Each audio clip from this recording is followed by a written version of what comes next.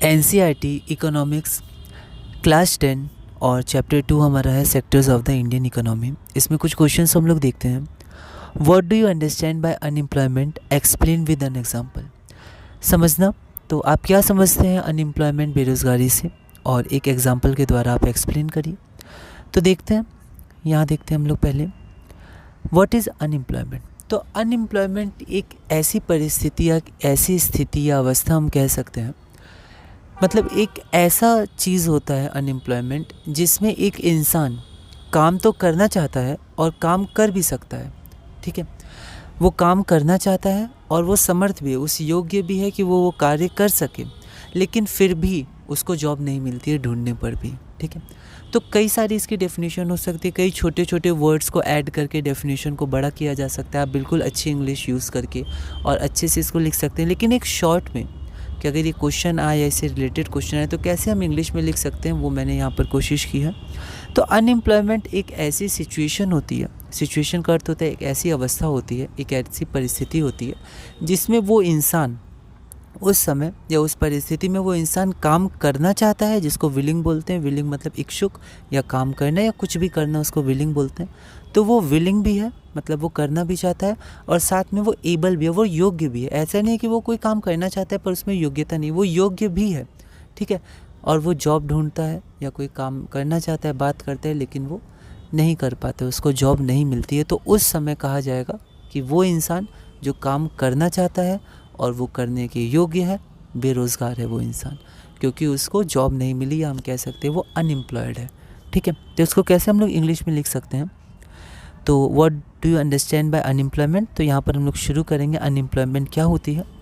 तो unemployment is the situation, unemployment एक ऐसी स्थिति या परिस्थिति होती है वेयर, जहाँ पर अ पर्सन, कोई एक इंसान, इज़ विलिंग, मतलब वो विलिंग है, मतलब इच्छुक है, वो चाहता है। ठीक है, एंड अब देखिए जैसे यहाँ पर मुझसे गलती हो गई या कुछ गलत लिख गए हम लोग बोर्ड में, तो आप उसको ओवर राइटिंग बहुत ज़्यादा मत करिएगा। ठीक है, और फिर आप सिंपल उसको ऐसे भी कट मत करिएगा। आप कोशिश करिएगा कि पहले तो ऐसी गलती हो ना, धीरे धीरे लिखिए, जैसे यहाँ भी हो गई है, तो धीरे धीरे लिखिए, समझ समझ के लिखिए, प्रैक्टिस करिए क्वेश्चंस की। अगर फिर भी हो जाए तो आप ऐसे एक कट कर दीजिएगा, सिंपल है ना, वो ज़्यादा सही लगता है, ओवर राइटिंग या फिर उसको किसी तरह ऐसे हटाना। तो यहाँ पर हम लोग देखते हैं कि अनएम्प्लॉयमेंट क्या होता है। तो अनएम्प्लॉयमेंट एक ऐसी सिचुएशन होती है जहाँ पर अ पर्सन इज़ विलिंग, मतलब वो इंसान क्या है, इच्छुक है, चाहता है, एंड एबल, एबल मतलब समर्थ है, योग्य है, काबिल है, टू वर्क, है ना, काम करने के लिए वो विलिंग भी है, इच्छुक भी है, और साथ में वो समर्थ भी है वो काम करने के लिए, बट लेकिन can not find a job, मतलब वो, लेकिन वो जॉब फाइंड मतलब नहीं ढूंढ पा रहा है, कैन नॉट, तो वो जॉब ढूंढ नहीं पा रहा है। ठीक है, तो इसको अनएम्प्लॉयमेंट या बेरोज़गारी कहते हैं। फॉर एग्ज़ाम्पल, अब इसके कई सारे एग्जांपल हो सकते हैं। ठीक है, जैसे कोई इंसान है, उसके पास डिग्री है या कोई कोर्स किया हुआ है वो, लेकिन फिर भी वो अलग अलग कंपनीज़ में जाता है और वहाँ पर उसका सिलेक्शन नहीं होता है, या फिर उसको जॉब नहीं मिल पाती है किसी कारण, तो उस समय वो अनएम्प्लॉयड है। तो ऐसे 2-3 एग्जांपल्स हम लोग देख सकते हैं, पर यहाँ पर हम लोग एक एग्जांपल की बात करते हैं जो ज़्यादातर गाँव में होता है। ठीक है, तो यहाँ पर क्या होता है कि इसको हम लोग डिस्गाइज्ड अनएम्प्लॉयमेंट भी कहते हैं। ये अनएम्प्लॉयमेंट का एक भेद होता है, एक रूप होता है बेरोज़गारी का। डिस्गाइज का अर्थ होता है बहरूपिया जैसा, मतलब जो है नहीं, जो दिखता है हमें पर वो है नहीं असली में, तो बहरूपिया जैसा को डिस्गाइज बोलते हैं। तो एक अनएम्प्लॉयमेंट जिसमें लोग ऐसा लगते हैं वो काम कर रहे हैं, लेकिन वो बेरोज़गार हैं, उनके पास काम नहीं है। ठीक है, तो वो भी एक प्रकार है, और यहाँ सिर्फ अनएम्प्लॉयमेंट के बारे में पूछा, तो हम लोग डिस्गाइज अनएम्प्लॉयमेंट का भी उदाहरण दे सकते हैं, कोई दिक्कत नहीं है। तो यहाँ पर हम लोग देखते हैं, for example, a family needs only 3 people to work on a farm. मान लीजिए एक परिवार है, उस परिवार के पास एक खेत है, फार्म मतलब खेत, और उस फार्म में काम करने के लिए सिर्फ 3 लोगों की ज़रूरत है। नीड्स मतलब आवश्यक, तो इसको अगर हम लोग हिंदी में बनाएंगे तो अ फैमिली नीड्स ओनली 3 पीपल। अब जैसे यहाँ पर पीपल गलत हुआ तो मैंने सिंपली यहाँ कट कर दिया, बहुत ज़्यादा ओवर राइटिंग करने की ज़रूरत नहीं है। पहले तो यही कोशिश होगी कि हम लोग धीरे धीरे लिखें, गलती ना हो। A family needs only 3 people to work on a farm, मतलब खेत पर काम करने के लिए एक परिवार को आवश्यकता है केवल, ओनली मतलब सिर्फ या केवल 3 लोगों की, तो 3 लोगों की आवश्यकता है। आगे बढ़ते हैं, बट मतलब लेकिन 5 people are working on the farm, 5 लोग काम कर रहे हैं फार्म में या फिर खेत पर।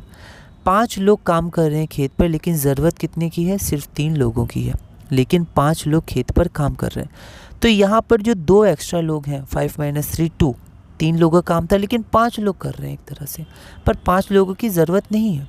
तो वो जो 2 लोग हैं वो दिख तो रहा है कि वो काम कर रहे हैं खेत पर, लेकिन अगर वो नहीं होते तो भी काम आराम से हो जाता।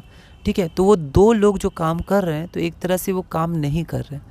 ठीक है, दिख रहा है वो काम कर रहे हैं, पर असली में उनके पास कोई काम नहीं है, क्योंकि अगर वो नहीं भी होते वो 2 लोग तो भी काम अच्छे से हो जाता, उतनी उपज हो जाती, उतनी खेती हो जाती, कोई दिक्कत नहीं है। लेकिन वो फिर भी काम कर रहे हैं, तो ऐसा लग रहा है वो 2 लोग काम कर रहे हैं, पर वो काम असली में कर नहीं रहे, उनको बेरोज़गार ही माना जाएगा। ठीक है, तो एक तरह से ज़बरदस्ती का हम कह सकते हैं कि ज़बरदस्ती सा काम करना, जबकि ज़रूरत है नहीं 5 लोगों की। ठीक है, वो 3 लोग आराम से काम कर सकते हैं, तो इसको हम लोग बोलते हैं डिसगाइज्ड अनएम्प्लॉयमेंट। तो हियर यहाँ पर 2 पीपल आर एक्स्ट्रा, जो 2 लोग हैं वो एक्स्ट्रा हैं, comma, and they are unemployed, और उनको बेरोज़गार ही कहा जाएगा। दिख रहा है वो काम कर रहे हैं खेत पर वो बेरोज़गार हैं, 2 लोग जो एक्स्ट्रा लोग हैं। This is known as disguised unemployment. चाहे तो आप ये लाइन लिख भी सकते हैं, पर फॉर एग्जाम्पल में यहीं तक एग्जाम्पल ख़त्म हो गया, एक लाइन और आप लिखना चाहें तो लिख सकते हैं। इस तरह के एम्प्लॉयमेंट को डिसगाइज्ड अनएम्प्लॉयमेंट कहते हैं। तो ये रहा एक सिंपल लैंग्वेज मैंने कोशिश की है, यहाँ पर है, आप अलग अलग एग्जाम्पल दे सकते हैं और वर्ड्स अच्छे अच्छे यूज़ कर सकते हैं, पर एक बेसिक रूप के लिए स्टार्टिंग में आप ये सब क्वेश्चंस ऐसे सॉल्व कर सकते हैं। तो ये हमारा क्वेश्चन नंबर 1 था। अगली वीडियो में हम लोग अगला क्वेश्चन करेंगे और धीरे धीरे इकोनॉमिक्स क्लास 10 में आगे बढ़ेंगे।